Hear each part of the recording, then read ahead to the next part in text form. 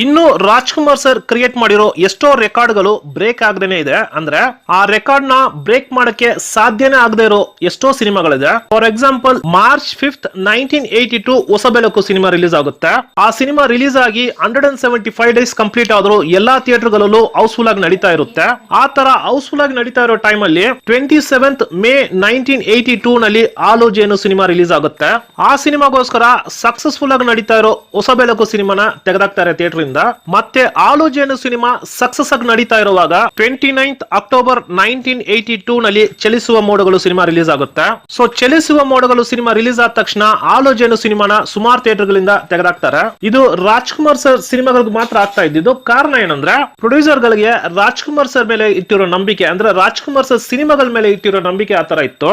Rajkumar sir ನ ನಂಬಿ ದುಡ್ಡು ಹಾಕಿದ್ರೆ ಯಾವುದೇ ಕಾರಣಕ್ಕೂ ನಮ್ ದುಡ್ಡಿಗೆ ಮೋಸ ಇಲ್ಲ ಅನ್ನೋ ಒಂದು ನಂಬಿಕೆ ಎಲ್ರಿಗೂ ಇತ್ತು. ಅದಕ್ಕೆ ಕನ್ನಡ ಚಿತ್ರರಂಗದಲ್ಲಿ ಈಗಲೂ ಮಾತಾಡೋದು ರಾಜ್ಕುಮಾರ್ ಅವ್ರಿಗೆ ಸರಿಸಾಟಿ ರಾಜ್ಕುಮಾರ್ ಅವರೇ ಅಂತ ಮಾತಾಡೋರು.